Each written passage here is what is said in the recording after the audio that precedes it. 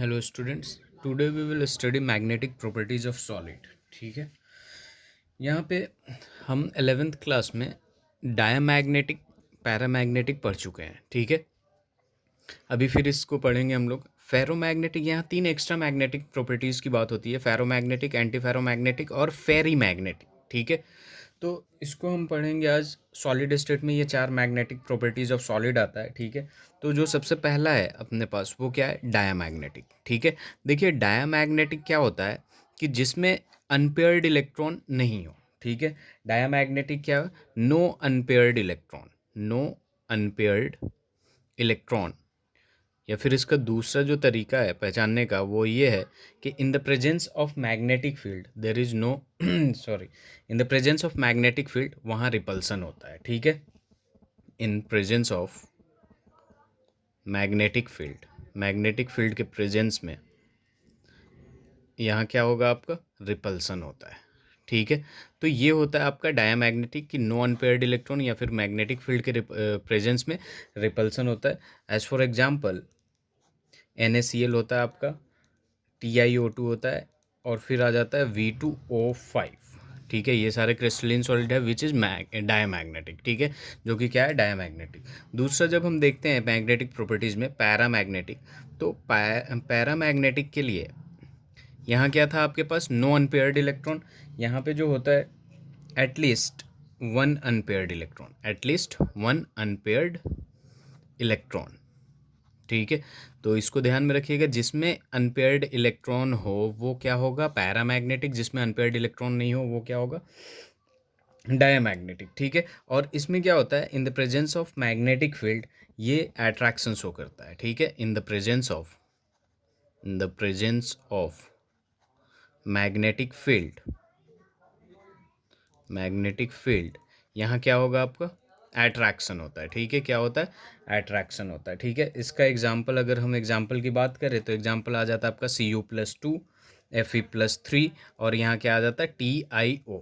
ठीक है, टेलीरियम ऑक्साइड। यहाँ देखिए, यहाँ टेलीरियम ऑक्साइड है, यहाँ टेलीरियम डाइऑक्साइड है। ठीक है, तो ये एग्जाम्पल बहुत इंपॉर्टेंट है, हमेशा पूछते रहा है। ठीक है, तो इस एग्जाम्पल को ध्यान में रखिएगा कि पैरामैग्नेटिक TiO है और TiO2 जो है वो डायामैग्नेटिक। अब यहाँ देखिए कि अनपेयर्ड इलेक्ट्रॉन नहीं है, तो यहाँ पर जो डाइपोल मोमेंट होता है, एक फॉर्मूला होता है डाइपोल नहीं, मैग्नेटिक मोमेंट का। ठीक है, क्लास 11th में आप लोगों ने पढ़ा होगा, मैग्नेटिक मोमेंट यानी म्यू से रिप्रेजेंट करते हैं, तो म्यू इज इक्वल टू क्या होगा, n into n+2, where n is equal to जो होता है number of unpaired electron, number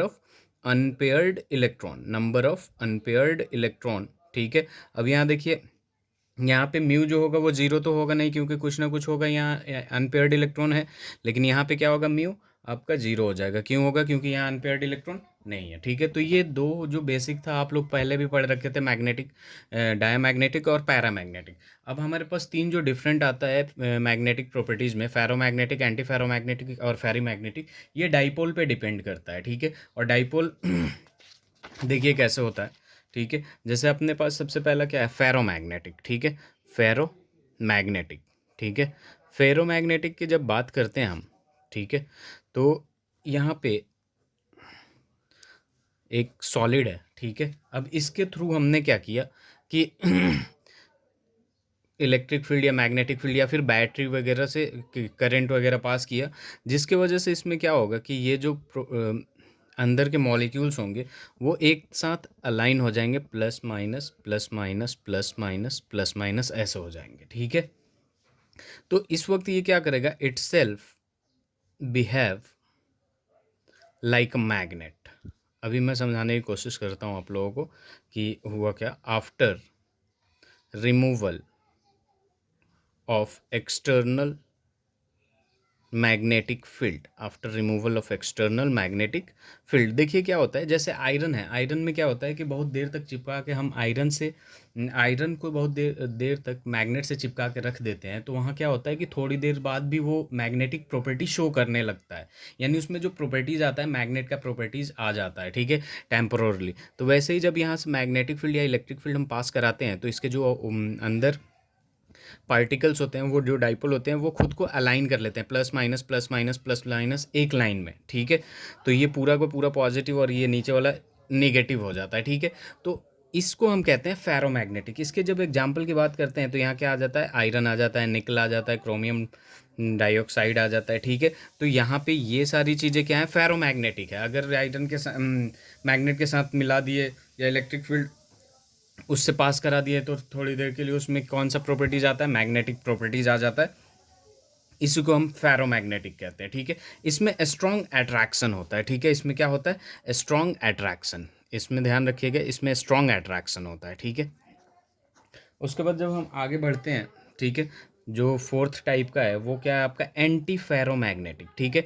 anti ferromagnetic, anti ferromagnetic, यहाँ देखिए क्या होता है कि अगर एक सॉलिड है, ठीक है, और इसमें जब आपने पास कराया, ठीक है, तो एक का पॉजिटिव और एक का नेगेटिव, तो दूसरे का नेगेटिव और पॉजिटिव अपोजिट डायरेक्शन में हो जाता है, एक का ऊपर तो एक का नीचे, ठीक है।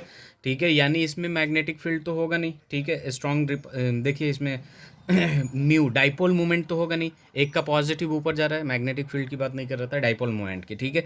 तो एक ऊपर जा रहा है एक नीचे, तो यहाँ पे म्यू क्या हो जाएगा आपका, ज़ीरो हो जाएगा, ठीक है। और जब यहाँ पे एग्जाम्पल की बात करते हैं तो ये एग्जाम्पल बहुत इंपॉर्टेंट है, Fe2O3 में होता है, MnO में होता है, MnO2 में होता है और Mn2O में भी होता है, ठीक है। ये एग्जाम्पल बहुत इंपॉर्टेंट है कि एंटी फेरोमैग्नेटिक किस किस सॉलिड में होता है, ठीक है। और इसका mu is equal to zero होता है, उसका रीज़न यही है कि इक्वल पार्ट का डाइपोल मूवमेंट अपोजिट डायरेक्शन में चला जाता है। 10 अगर इधर जाएगा 10 इधर आया, दोनों कैंसिल हो गया, तो म्यू इज इक्वल टू क्या हो जाएगा, ज़ीरो हो जाएगा, ठीक है।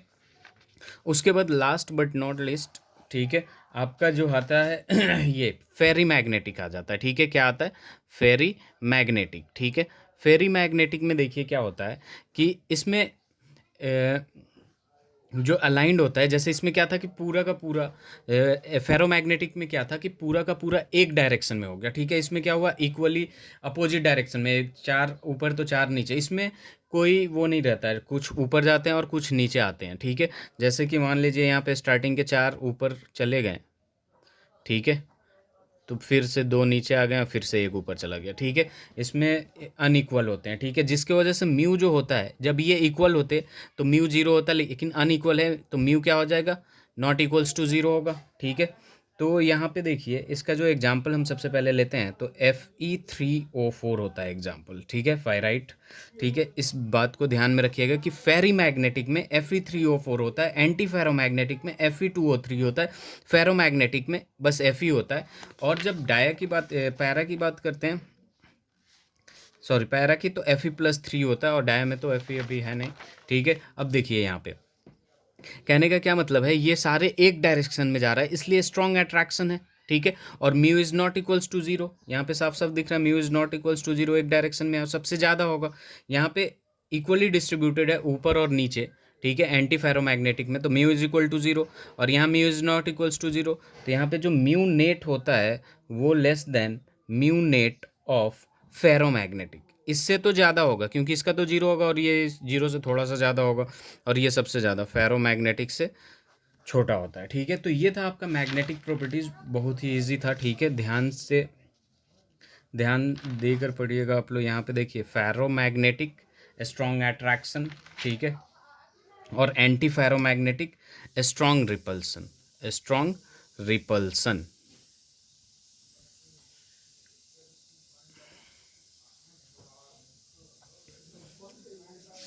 Thank you so much. अगर कोई प्रॉब्लम हो तो आप लोग कमेंट करके पूछ लें।